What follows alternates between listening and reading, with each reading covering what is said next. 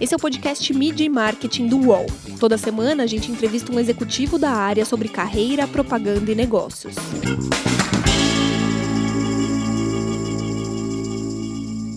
A publicidade perdeu seu charme? Como gerar bons resultados na comunicação? E a gente vai ter um novo capitalismo depois que a pandemia passar? O mundo vai mudar mesmo? Meu nome é Renato Pesotti e para falar sobre esses e outros assuntos, a gente recebe nessa edição mais do que especial, que marca o episódio de número 50 do podcast, o Washington Oliveto, direto de Londres. Tudo bem, Washington? Tudo bem, é um prazer estar com vocês e é um prazer comemorar esse número 50 junto com vocês. É muito gostoso ter a honra e o privilégio de ser convidado para bater papo com amigos meus que estão comemorando um momento importantíssimo, né? Legal, muito obrigado. A publicidade hoje tem papel fundamental, né, neste momento de pandemia, de informar e também estar ao lado da população, né?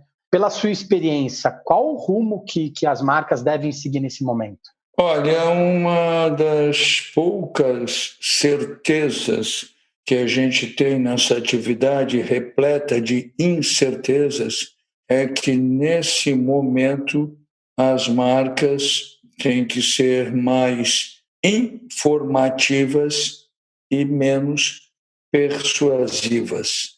Ou seja, aquelas marcas que se preocuparem em informar mais, em ser mais generosas com os consumidores em geral, vão fazer um papel mais bonito do que aquelas marcas que pura e simplesmente se preocuparem em vender alguma coisa.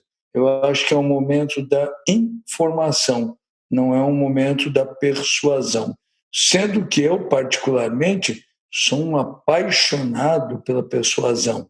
Eu fiz a minha vida profissional a partir da persuasão, mas agora é o momento da informação. E você acha que essa mudança ela é muito radical para as marcas, né? Foi muito rápido e as decisões elas têm que ser tomadas pensando no atual momento e no futuro também, né?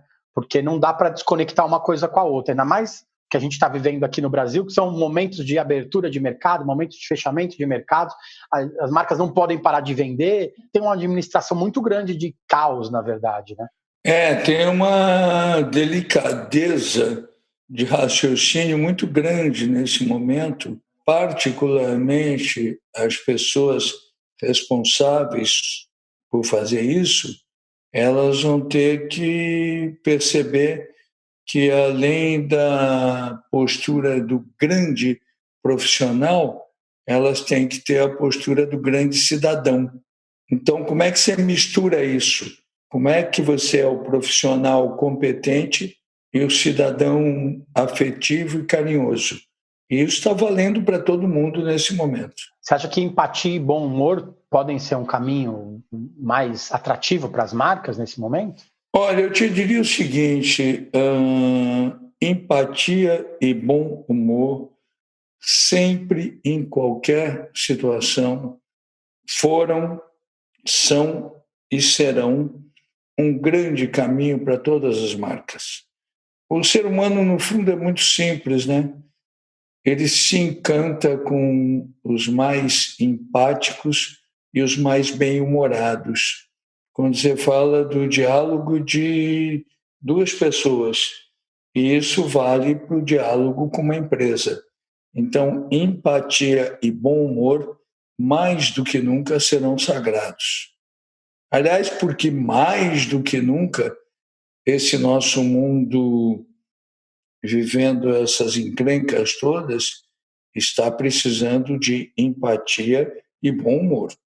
Isso é tudo que a gente quer nas nossas vidas, nas nossas casas, nos nossos afetos, nos nossos amores. Empatia e bom humor, sagrados. O senhor tem participado de várias lives. Como está sendo essa experiência de se aproximar do Brasil, pelo menos de forma digital? Olha, tem até uma coisa engraçada, né? Eu, com a absoluta disciplina do lockdown, que obviamente qualquer sujeito de bom senso tem que ter, eu me mantive esse tempo todo com a disciplina do trabalho. ou seja, acordando no mesmo horário do qual eu ia para o trabalho, fazendo a mesma barba, escovando o mesmo dente, botando a mesma roupa para ficar em casa, mas para ter uma disciplina. Mantive também uma disciplina que foi muito recomendada em Londres, que era o fato de você fazer com disciplina e distância geográfica uma caminhada diária. E eu mantive as minhas caminhadas, que eu adoro, de 5, 6 quilômetros por dia. Dentro disso, obviamente, uma coisa eu não deixei de ter: a minha proximidade afetiva, já que eu não tenho a geográfica, com o Brasil. Então, nesse tempo inteiro, eu tenho acompanhado tudo que tem sido feito na comunicação europeia e na comunicação brasileira. Eu te diria até que, nesse momento, talvez, eu, sob o ponto de vista organizacional, esteja trabalhando mais do que nunca. E, por isso mesmo, estou muito acompanhando o que acontece no Brasil e o que acontece no mundo. As lives, o que aconteceu foi o seguinte: algumas delas começaram sob um ponto de vista de amigos afetivos e tal, e elas foram se multiplicando impressionantemente. E eu tenho feito muitas. É um prazer estar aqui conversando com você. Nada mais importante do que o grande jornalismo brasileiro. Nada mais importante do que a Rede Globo, do que a Folha de São Paulo, do que o Estado de São Paulo, do que o UOL, de todos vocês, para fazer um Brasil sobrevivente e melhor. Vocês estão dando um show. Eu tenho um orgulho do meu jornalismo brasileiro, que é uma loucura. E eu te diria, você sabe disso, nós convivemos há um bom tempo, você é sempre um profissional magnífico, fazendo matérias legais. É muito prazeroso conviver com esse universo da comunicação. Mas agora, mais do que nunca, nós, brasileiros, temos que estar ligados no bom jornalismo e na boa comunicação. A gente tem que estar esperto com aquilo que faz a nossa cultura, porque isso é o que nós temos de melhor e isso que nós não podemos admitir que ninguém destrua. Isso é um patrimônio nosso. Com essa proximidade, né, londrina, a propaganda, a publicidade britânica é uma das maiores do mundo, assim como a brasileira. Quais são as maiores diferenças que você vê entre os estilos da publicidade londrina britânica e da publicidade brasileira? O que mudou nesses tempos? O que se aproxima mais? O que tem de mais diferente? Olha, tem uma coisa que é engraçada, né? Uma característica onde nós sempre fomos bastante parecidos, apesar de um pouco diferentes, é no senso de humor. Uma das grandes características da publicidade inglesa é o bom humor. E uma das grandes características da publicidade brasileira é o bom humor. Humores, às vezes, um pouquinho diferentes. O nosso, talvez, um pouquinho mais escrachado, o deles, um pouquinho mais sutil. Eu tenho grandes amigos aqui na publicidade inglesa, particularmente aquele publicitário que é tido como grande ícone da publicidade inglesa, que é o John Haggart, é meu grande amigo. Eu brinco, inclusive, com o John, que o John hoje ele é Sir John Haggart, e eu, pela descendência de italianos, virei Commendatore Washington Oliveto. E eu brinco com ele que eu digo, John, eu, além de Commendatore, sou Corinthians, então sou melhor. Mas eu diria o seguinte: nos últimos tempos, possivelmente os ingleses estejam e tenham cuidado do negócio deles, da publicidade, melhor do que nós brasileiros tenhamos cuidado. Ou seja, os ingleses particularmente preservaram muito as suas mídias, então a maior parte das mídias inglesas continuam preservadas, as já existentes e as novas, coisa que não tem acontecido tanto no Brasil. No Brasil, infelizmente, a gente tem tido uma desnecessária luta de classes entre online e offline que não está tendo ganhadores.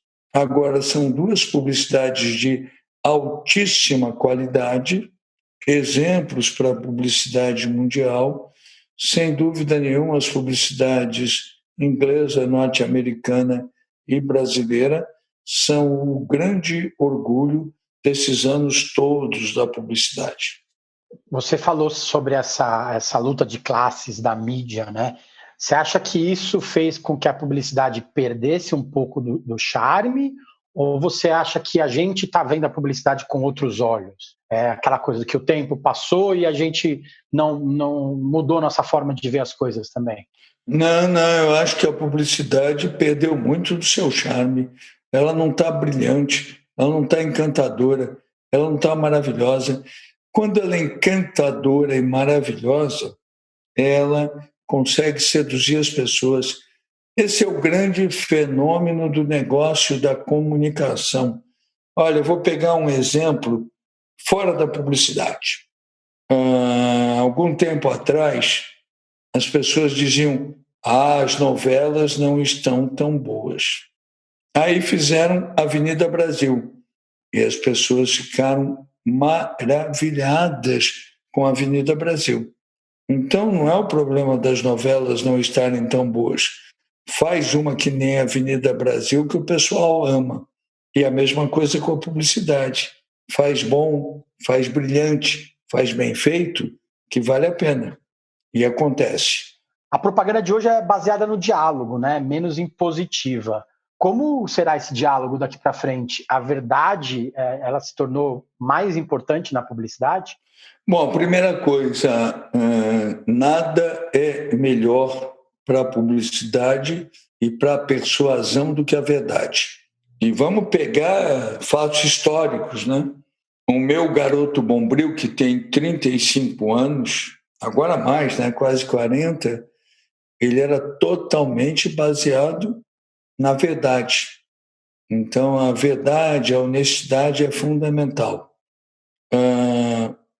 Eu acho que um grande problema da publicidade nesse momento é que tem muita gente tentando analisar quais seriam as métricas para ver os resultados, antes de olhar qual é a paixão que você vai criar para gerar resultados.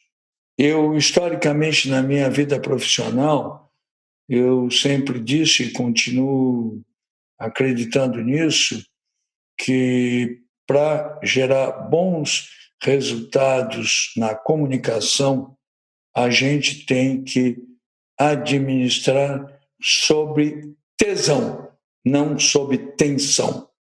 Quanto mais vontade, prazer as pessoas tiverem, melhor trabalho elas vão fazer. Não é a tensão que gera isso, é o tesão que gera isso. E a publicidade está sentindo falta disso, só isso. Você falou do seu garoto propaganda, né? O garoto Bombril, durante quase 40 anos aí, foi o grande garoto propaganda da publicidade, um dos maiores garotos propaganda da publicidade brasileira. Você acha que isso também pode ter mudado, já que hoje dificilmente uma marca vai ter um garoto propaganda? Não, eu acho que não mudou, não. Eu acho que as marcas têm que perceber, as agências, os profissionais, que a única maneira de fazer isso bem feito é ter uma grande ideia. Sem a grande ideia não acontece nada. Agora, certamente hoje, essa grande ideia tem que ter uma capacidade ainda maior de se adequar e de participar de diversas mídias, com a sua mesma característica, né? Ou seja, tem que ter uma ideia central, uma ideia genial. Agora, essa ideia ela tem que ser boa aqui no UOL, ela tem que ser boa numa revista, tem que ser boa no jornal, tem que ser boa na televisão aberta, na televisão fechada. E é claro que cada momento ela vai ter que ganhar a característica desse veículo. Mas sem a grande ideia não acontece nada. Falando em grande ideia, de todas as suas ideias, de todas as suas campanhas, você consegue escolher uma preferida? Olha, eu te diria que não pelo seguinte, né? A gente se treina para, uma vez que ficou pronto, vamos fazer o próximo. É mais do que natural isso. Obviamente que na minha vida eu tive... A vida foi muito generosa comigo profissionalmente. Então, é claro que eu tive a possibilidade de fazer campanhas como Bombril, ou peças individuais como Vale Zé, Primeiro Sutiã, ou como o filme Hitler, da Folha de São Paulo, ou campanhas como Cachorro da COFAP, ou Os Casais Unibanco. Todas elas me encantaram, me ensinaram muito, mas é muito difícil ter uma preferida. Tentando responder a tua pergunta sob um ponto de vista muito mais analítico do que meu mesmo, eu diria que se eu não fosse eu me olhando de fora, né? Indubitavelmente o melhor trabalho de campanha que eu fiz foi Bombril, e as duas peças individuais mais brilhantes, com jeitos diferentes, foram Vale Zé, Primeiro Sutiã, e Hitler, da Folha de São Paulo. Agora, curiosamente, sobre o prazer do sucesso, às vezes eu me diverti mais vendo a repercussão do Cachorro da COFAP, porque ele mudou o nome de uma raça de cachorro. É bom que dá para contemplar em todas as situações, né? Fica parecendo um prêmio de publicidade. Melhor campanha, melhor peça, né? Dá para colocar em várias categorias também, né? A gente precisa pensar uma coisa, né? A vida profissional foi muito generosa comigo, porque eu comecei a trabalhar na publicidade quando a geração anterior já tinha profissionalizado a publicidade brasileira. E isso é maravilhoso. E eu cheguei com uma vontade de maluco e materializei isso. Então, é uma vida profissional muito generosa. Fora o fato, né, de eu ter convivido com profissionais excepcionais que me ensinaram muitas coisas. Eu tive empregadores como os DPZ, que foram sensacionais. Eu montei a W Brasil e me transformei num empregador bacana. Foram muitos momentos muito bonitos. E é claro que, com o passar do tempo, você vai analisando e percebendo essas coisas, né? Mídia e Marketing volta já. Prepare-se. Eu, Otaviano Costa e o UOL trouxemos um programa de peraí, melhor. Um laboratório de entretenimento. O Otalab no UOL. Sim, um programa ao vivo com participação de famosos, anônimos, colunistas do UOL e muito conteúdo do Brasil e do mundo. Essa mistura de elementos será ao vivo, na home e em todas as redes do UOL. Anote aí para não esquecer, viu? A nossa experiência será toda quinta ao vivo. Vem comigo, Otalab no UOL. Recebe salário, faz transferência, pagamento, recarga de celular e até empréstimo, tudo sem taxa. PagBank, a sua conta grátis do PagSeguro. Baixe já o app e abra sua conta em 3 minutos. Você falou dos profissionais que te ensinaram ao longo do tempo, né? Hoje, talvez a gente tenha uma geração que tem um pouco mais de pressa em aprender. Você acha que isso pode causar um problema no futuro? Pessoas que não têm tanta vontade de ensinar e pessoas que não têm tanta vontade de aprender ou tanto tempo de aprender. Isso pode causar um problema para a próxima geração? Eu não acho bom isso, não. Eu acho tão bonito a ideia do generoso de ensinar e do generoso de aprender. Os dois lados são generosos e acho que isso é fundamental. O saber ouvir é tão importante quanto o saber falar, né? Sem dúvida nenhuma, não há dúvida nenhuma. Você sabe que tem uma coisa muito curiosa, né? Que eu não tenho dúvida nenhuma de que a melhor coisa, o sucesso profissional é muito legal, né? O sucesso profissional ele te dá uma certa fama, ele te faz ganhar um dinheiro, ele te permite namorar umas moças bonitas. O sucesso profissional tem um monte de coisas bacanas, mas eu acho que a mais linda coisa do sucesso profissional é que ele te dá a possibilidade de virar amigo dos teus ídolos. E isso não há dinheiro que pague. Eu comecei a trabalhar com 18 anos de idade e tenho o privilégio de ser, há muitos anos, amigos de muitos dos meus ídolos. E isso é o que realimentou e realimentará a minha vida pessoal e profissional. E quem te inspira hoje, já que você conhece a maioria dos seus ídolos? O que te faz acordar todo dia de manhã e falar assim, nossa, quero ser igual a essa pessoa? Eu acho que boa parte dos publicitários no mundo comete um erro que é andar com publicitário, conversar com publicitário, namorar com publicitário, casar com publicitário e aí fazer a publicidade que já foi feita. A minha inspiração sempre foi totalmente tirada da vida. Quando eu digo da vida, é assim, apesar de eu ter inúmeros e maravilhosos amigos publicitários, as pessoas com quem eu sempre mais convivi são pessoas da música, das artes plásticas, do cinema, da televisão, da pintura, da arquitetura, de tudo. Então, o que me inspirou para fazer boa publicidade foi uma coisa muito simples.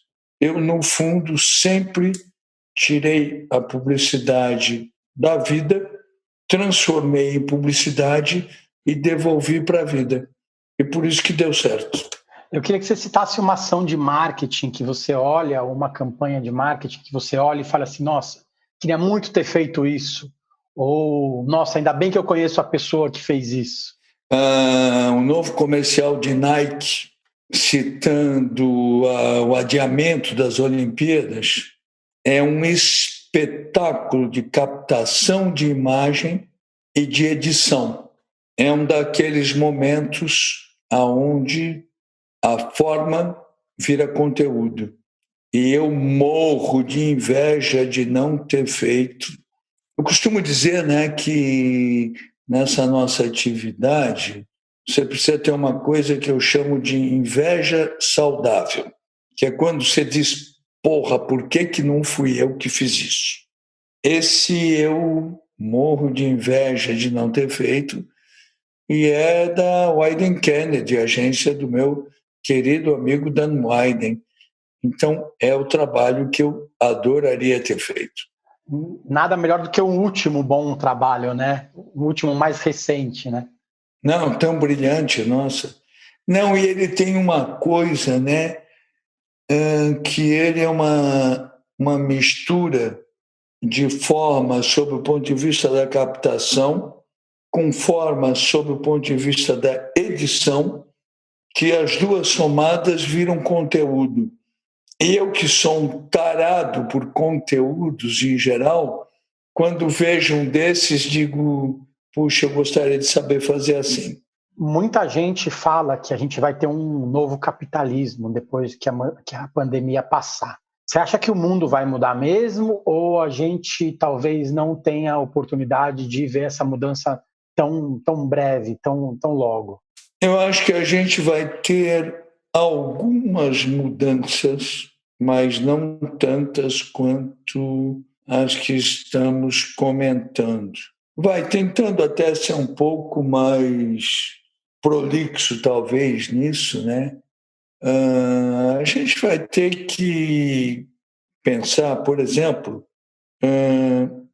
será que os aviões serão tão grandes e com tanta gente, ou terão menos gente e serão mais caros?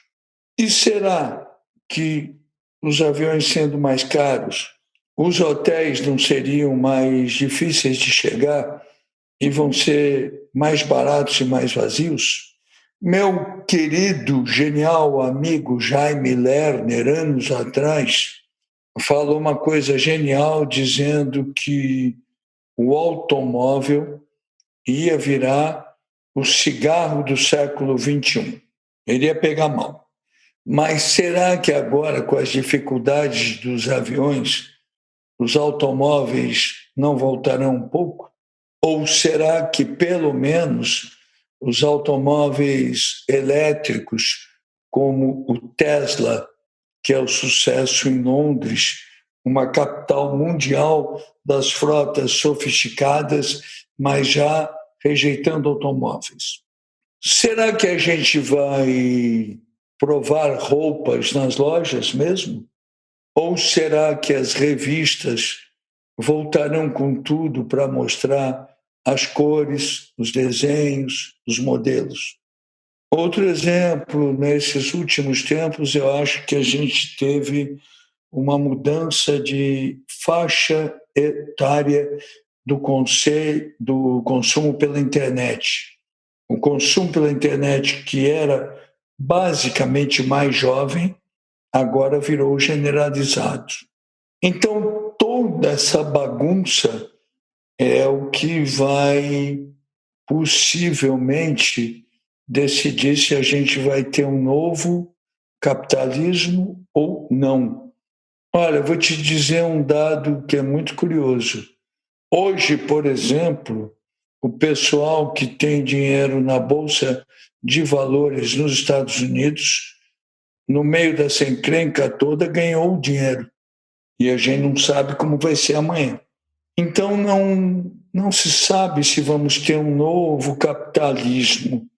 Eu tenho a impressão, eu espero que exista, sim, um novo comportamento.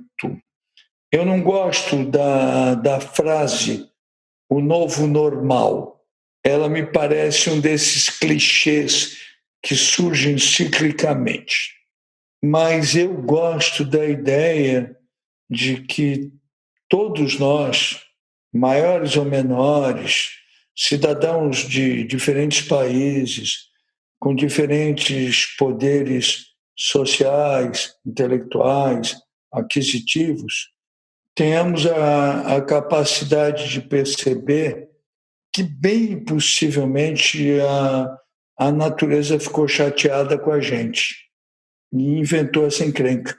E que cada um de nós vai ter como gesto preservar a nós e todos sobre esse momento. Se isso significa um novo capitalismo, talvez. Se isso significa uma nova publicidade, talvez. Um novo jornalismo, talvez. Mas melhor do que isso, seria legal que isso significasse um novo comportamento, um novo jeito de se comportar. E isso eu acho que vale para todos nós. E quando eu fiz aquele comentário sobre o trabalho que vocês, jornalistas brasileiros, particularmente estão fazendo agora, é porque eu acho que é mais fundamental do que nunca preservar esse novo comportamento. Tá bom, acho que obrigado, que a gente saia melhor dessa, né? Vamos torcer, né? Obrigado, gente. Valeu. Semana que vem tem mais. Os podcasts do UOL estão disponíveis em todas as plataformas. Você pode ver a lista desses programas em uol.com.br/podcasts. Midi Marketing tem reportagem e entrevista de Renato Pesotti, edição de áudio de João Pedro Pinheiro e coordenação de Juliana Carpanês.